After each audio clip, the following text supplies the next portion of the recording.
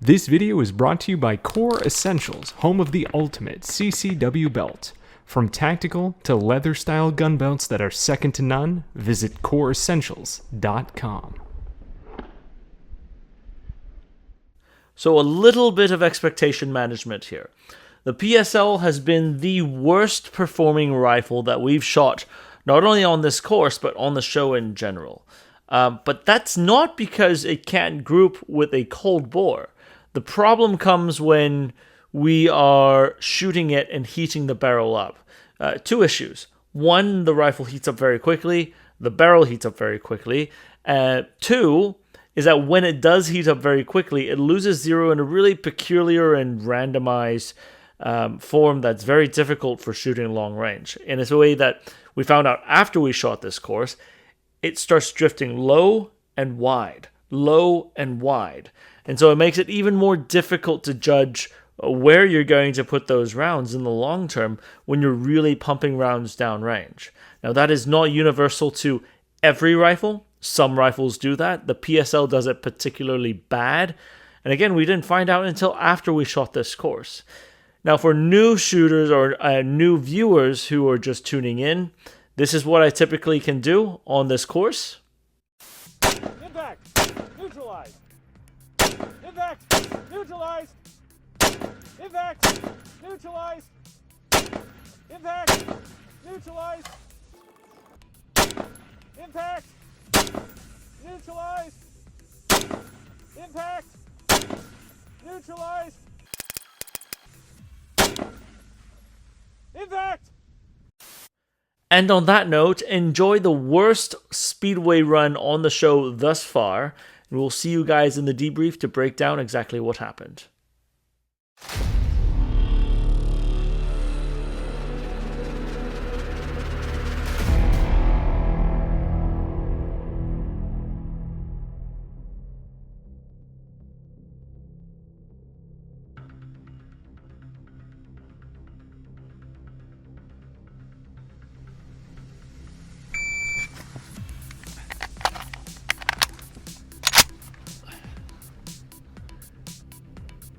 Impact! Neutralized! Impact! Neutralized! Impact! Neutralized! Impact! Neutralized! Impact!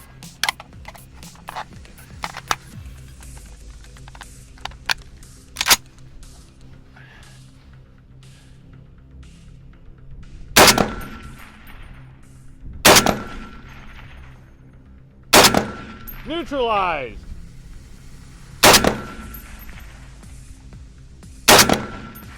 I see it. Impact!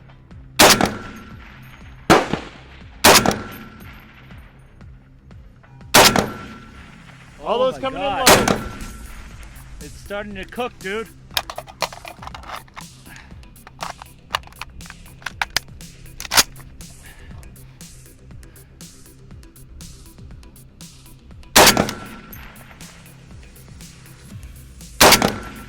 Neutralized!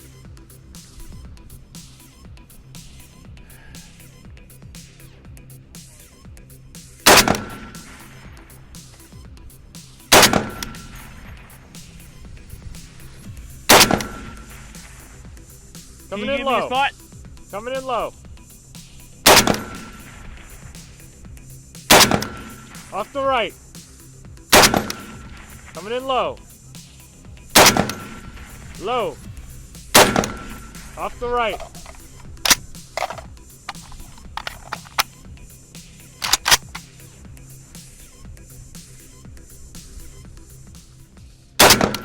Impact!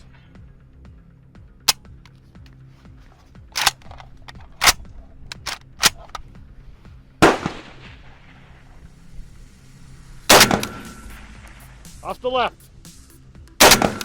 Off the right.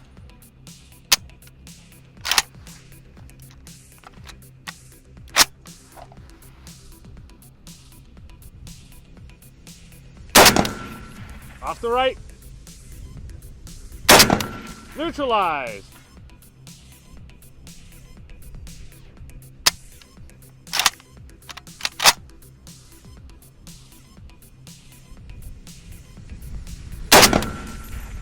Impact.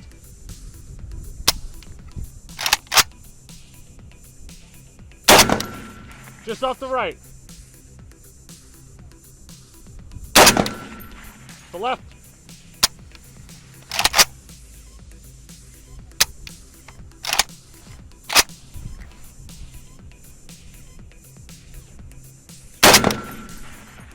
Off the left.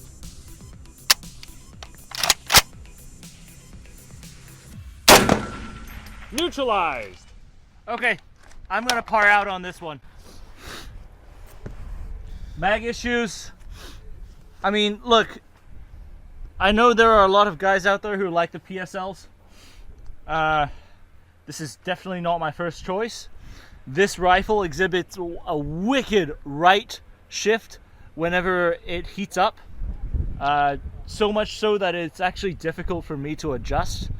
I've shot Dragunovs, I've shot the M76 with no issues. Even though the M76 had a heat drift, we were able to predict where it would land during heat drift.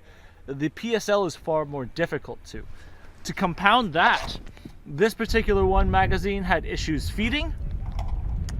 So I'm not sure what to say. If you were to ask Calvin from Firepower United, he will tell you that his PSL blew up in his face on his first shot out of it. So, Josh, do you have anything to... I think that we can probably talk about more of the struggles and what unique challenges and requirements this particular run highlights as part of the Speedway Right. over at the debrief. Yeah. Okay, so nothing else to add for now, but let's catch you guys over at the debrief.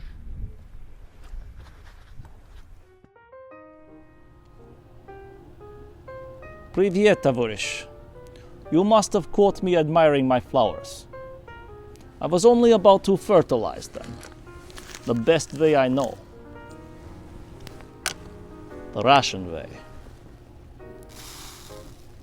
I hope you're enjoying the show so far, because shows like this, they're brought to you of course by Slate Black Industries, but most importantly, they're brought to you by the patrons of Patreon and Utreon. That's right. This group of comrades, they support us financially, intellectually, but most importantly, emotionally. So today I'd like to invite you. Come, join us. Become one of us. Together, we are going to start the revolution in small arms development. But if you cannot, we understand. We will be just as happy to see your comments in the comment section below. But for now, I have to finish fertilizing, and we will get on with the show. Welcome back into the debrief, and the pain train is here. That was a struggle bus, the worst run that we've had thus far on Speedway. Henry, what's your first reaction? I mean, it was expected. At this point, it was expected. Because again, this is the third PSL I've owned. Third factory-built PSL that I've owned. I mean, so there are no excuses on saying, oh, well, maybe it's a kit build. No, this is a factory rifle. But again, it's something that we sort of went in expecting it would not be like some of the Western snipers or even a Dragunov, despite us not having documented a Dragunov yet. We've had experience with a Dragunov. Yeah, the Dragunov at home in the Romanian case is just not entirely cussing it. Yeah.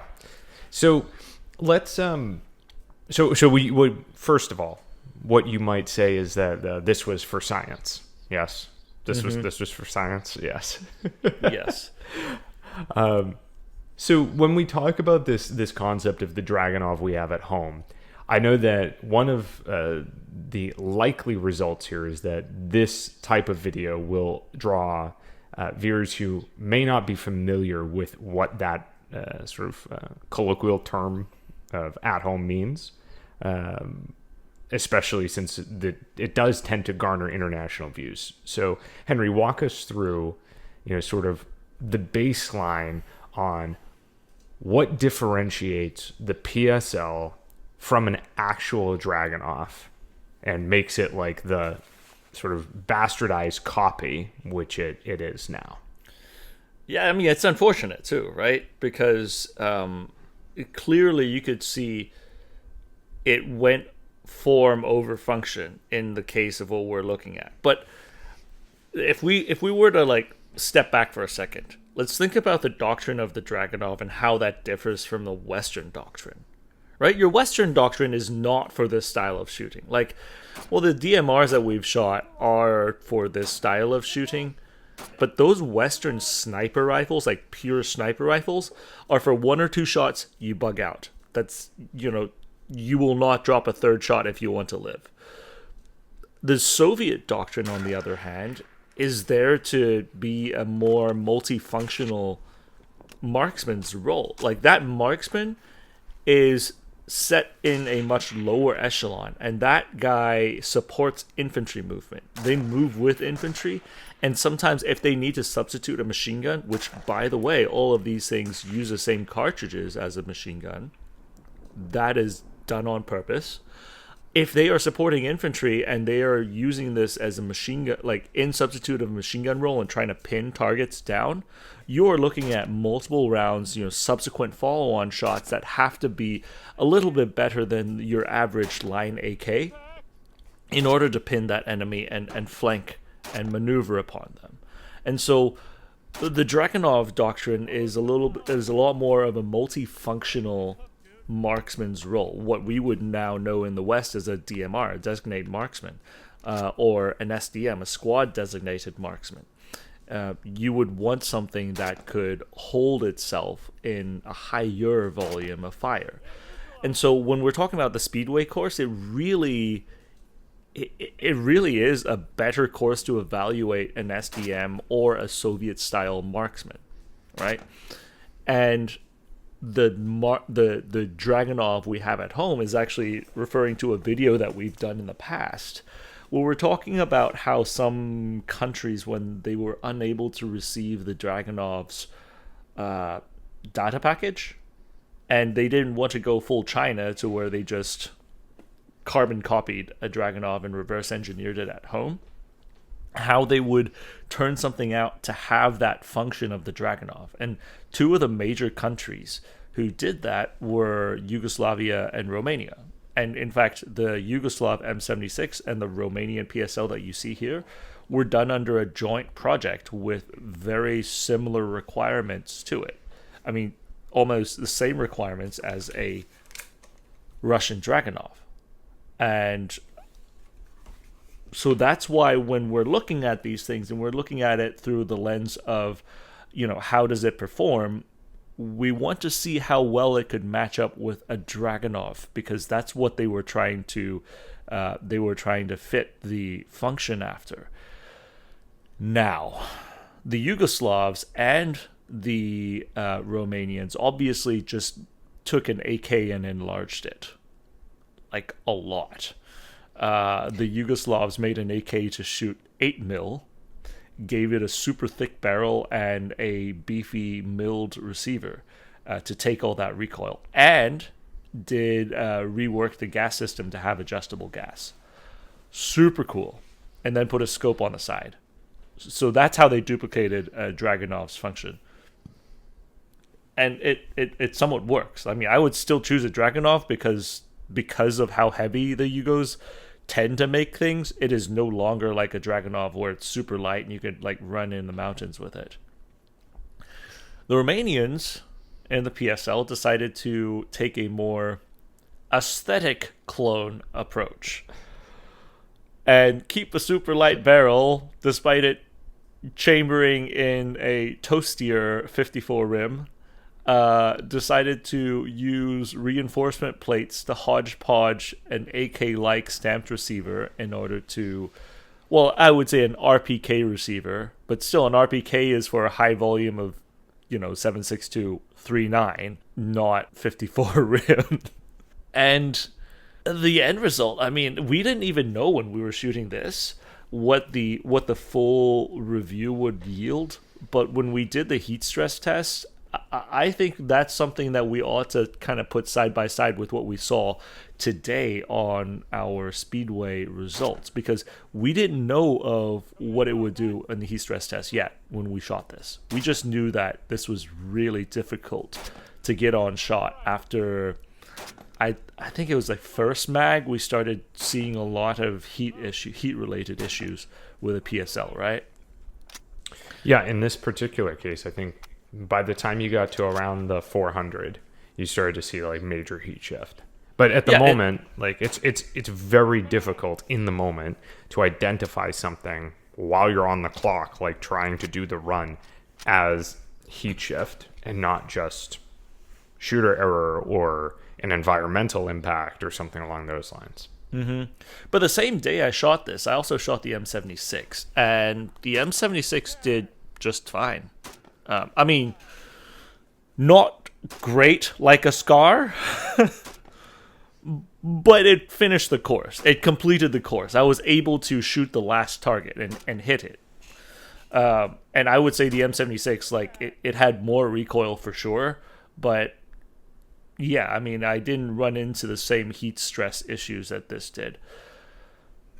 Which, again, like, I have to hearken the point that this isn't an issue if you were evaluating a Western rifle. Like, the M21 has heat shift as well. But the Western doctrine of using a sniper is not the same. You don't use an M21 to hog rounds downrange unless, you're Travis Haley stuck on a rooftop in Iraq. These rifles, these Dragunovs we have at home, are meant to be highly portable and in some cases to support in place of a machine gun with a higher volume of fire as a marksman.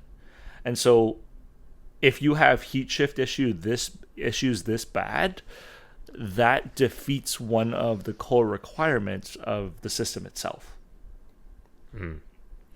But so Henry, at the moment here, why don't we flash up the data that we released in the Dragunov We Have at Home video regarding this particular heat shift that we went out following this particular session and recorded to, again, determine sort of the impact of the heat shift.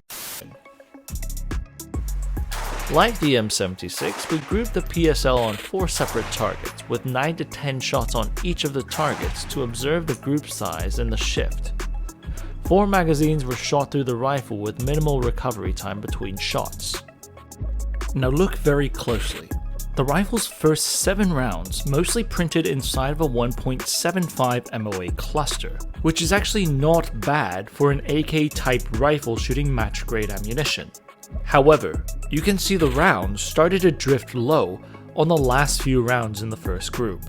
And as the heat test continued, the grouping drifted even lower, stretched wider, ultimately stringing across the target paper in a 5.6 MOA grouping.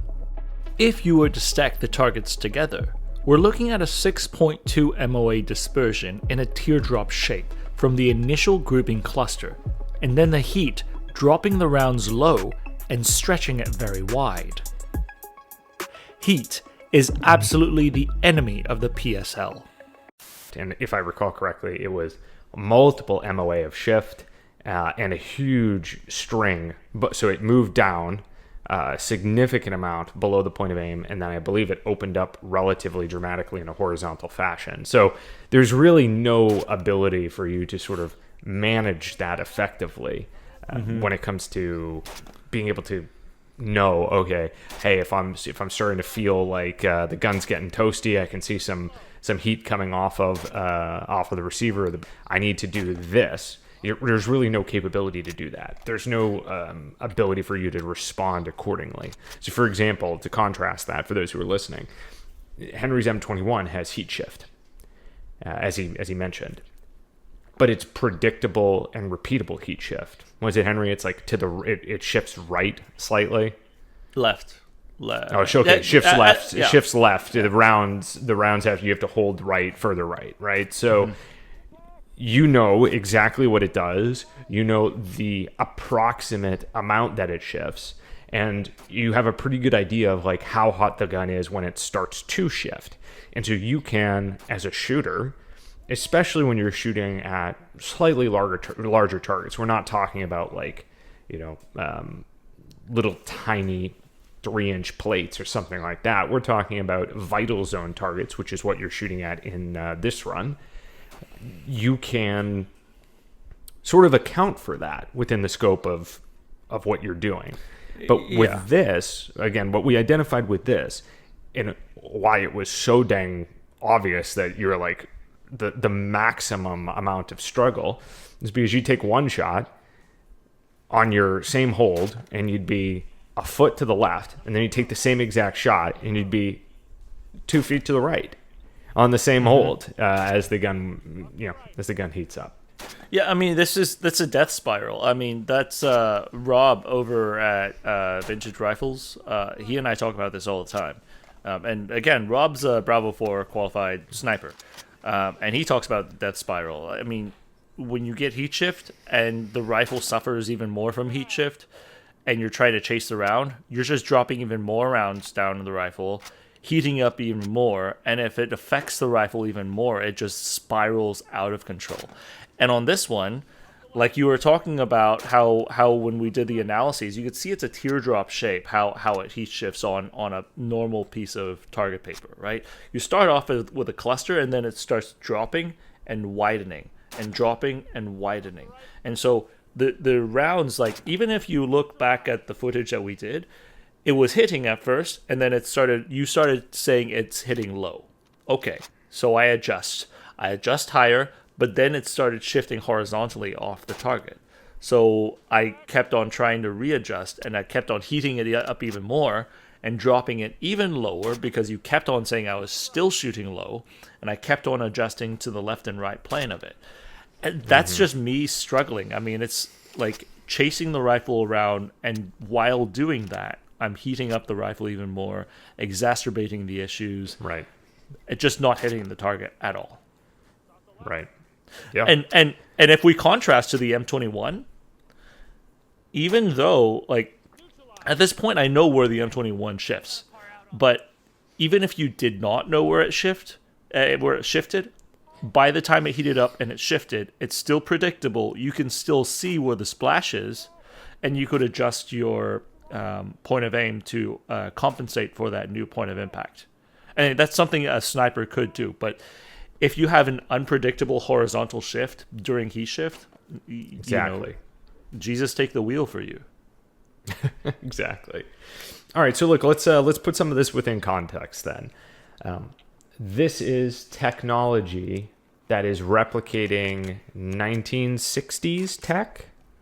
And when we look at how it translates today, there are certainly some rifles that are going to carry through some of the fundamental components that we highlight in our testing, such as accuracy under sustained fire. They're going to do it way better than the PSL, like dramatically better.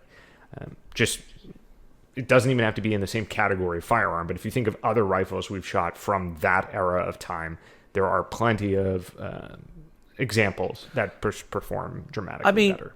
Look, a regular AK, your AK-74 Spets performs better than the PSL. That's a regular AK. Pain. So where I'm going with that, Henry, is let's talk about that within context, because like obviously this firearm has been used. It has. This particular PSL is also a factory-built original Romanian barrel PSL. I believe it looks like what Kujir did is they harvested some relatively unused 1970s kits to make these, because I believe the date stamp on it was like 1970 something on the trunnion. and the barrel and the compensator all match the serials. So, anyways, I wanted to point that out there, but you wanted to bring this back to. Yeah, well, I want to consider what's the real world takeaway of this. Like, obviously, we're shooting something which is not really. It's not going to stack up by modern standards on a modern kit that we can go out and get today, right? Like, if we wanted to go get something as commercial consumers today, or if you were outfitting Cousin Harry's private military force, like there are better options for you. But even when we look back at the time, right, even if we rewind this 30, 40, 50 years, is there any chance that this is ever the option that you are taking? Is this ever the one that you're ending up with? I mean, so, okay. The PSL stands for, I believe, Romanians, correct me if I'm wrong, Pushka Semiotica Luneta. So the rifle, which is interesting because Romanian language right here, you could see here like Pushka is like the Russian word for rifle. Semiotica is the Romanian, and it's a Latin base, and then Luneta is the scope. It's a scoped semi-automatic rifle, and I think that's interesting because of this era. Typically, rifles did not have optics on them from the 70s, and on top of that,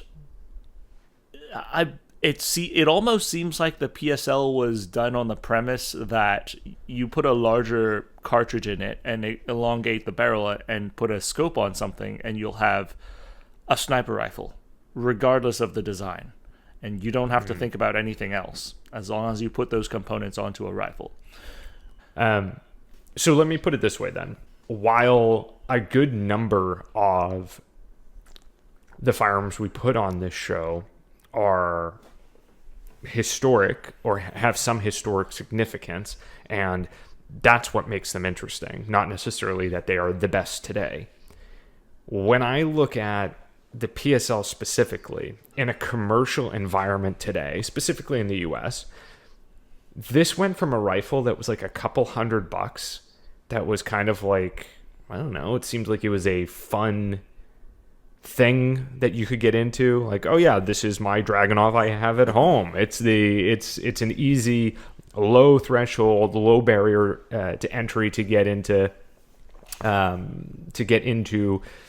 a Dragunov-esque firearm, shooting the Dragunov cartridge. But it's morphed into something nowadays where this is like the price point on these, from some of the importation restrictions or the difficulty or where the market has sort of pushed these things during the last 5 to 10 years, and in my opinion is like it borders on completely asinine. I can't find any reason whatsoever that I would want to purchase one of these. Like, this is not, there's no real like historic allure. There's no real exclusivity to it because, frankly, like there are a good chunk of them floating around. It's not like it's a actual Dragunov that is then very rare to find here in the US.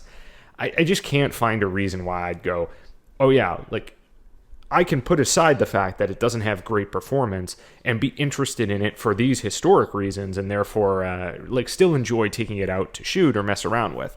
This one to me falls into the bucket of just no. Is it the same for you? Okay, so I want to put some context behind this. Josh likes the Dragunov. Josh thinks the Dragunov is cool. The Dragunov is one of those very few rifles that I own that Josh actually really, really likes and thinks is really cool. And like, I'm talking about standard stock OEM, straight off the line Soviet stuff. Like, he doesn't look at my AK-74s and say, oh, that's super cool. No, like, yeah, the wood is beautiful, but you won't catch Josh rolling around with a stock AK-74. You just won't. The Dragunov, on the other hand, Josh has actually told me, hey, I'd love to own one day if I could. So you're talking about someone who actually thinks, oh my god, the sun is strategically shining through. You're talking about someone who is actually enamored with the concept of the Dragunov. Looking at this Dragunov we have at home and completely rejecting it. I want that to sink into the audience. Like, you're not talking about me who finds these small development in military rifles to be interesting. You're talking about someone, a competitor, who is finally interested in this one type of rifle, rejecting it, right? and that's a failure of the PSL meeting that, not just because of the performance, but there's something more to this. And I think to answer like that really broad question on how did we get here? How did the PSL end up at this price point despite its performance? I think that's one of your biggest questions, is like, how did it end up here, right? The PSL is actually, it's more prevalent than you think around the world, just because people are going to get upset if I say something like this, but the Norenko doctrine back in the 90s of spamming rifles out, the Romanians have largely picked up that role post-90s. You'll see a lot of Romanian AKs just spammed around the world. PSLs are actually very prevalent in the Middle East. In Iraq, a lot of the snipers use PSLs. Not Dragunovs, but PSLs. And here in the States, the Dragunov is verboten. It is a rare treat for us to get these Hungarian Dragunovs in the States. And so, yeah. And so, like, the M76, I don't think would have cut it because it still looks like an AK, right? Mm-hmm.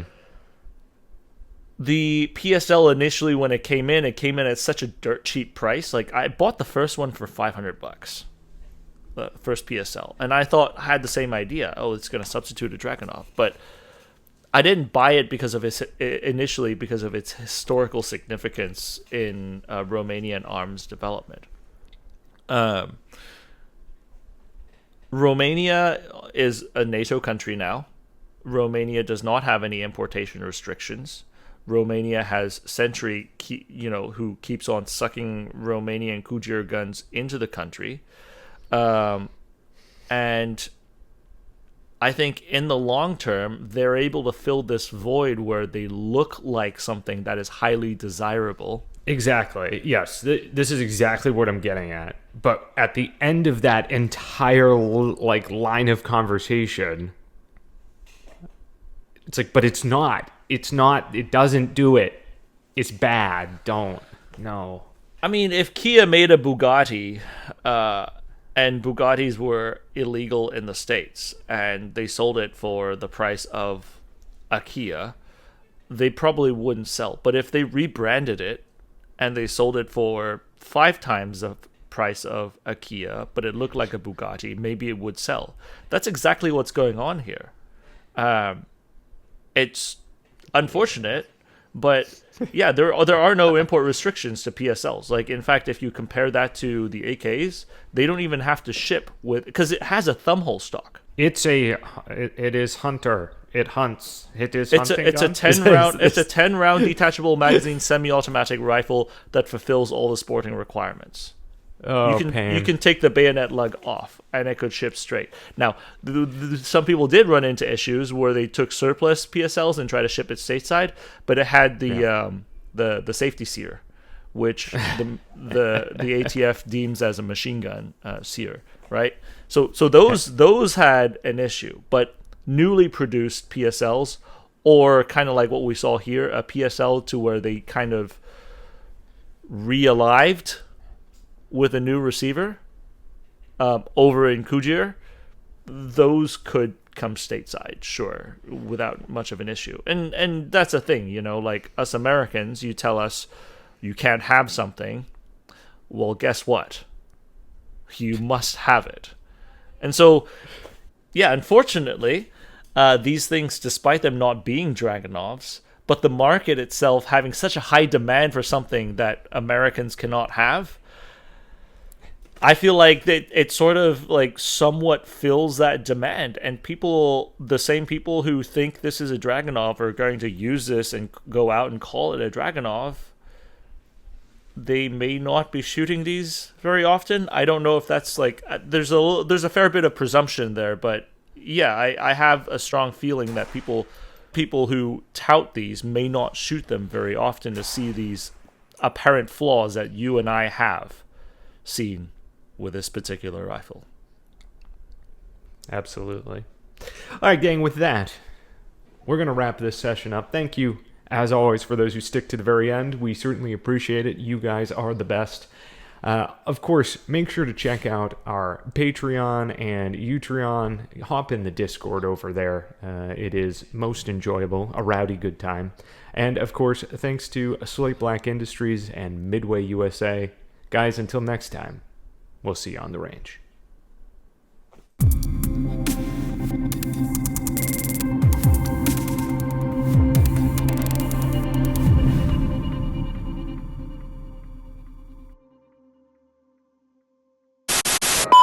716, this is 096, 4 Vic, 8 packs, red con 1, green to green. How copy, over? 096, this is 716, roger, over.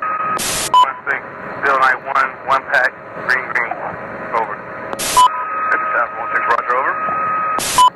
16, 1892, 1 Victor, 2 packs, red con 1, over.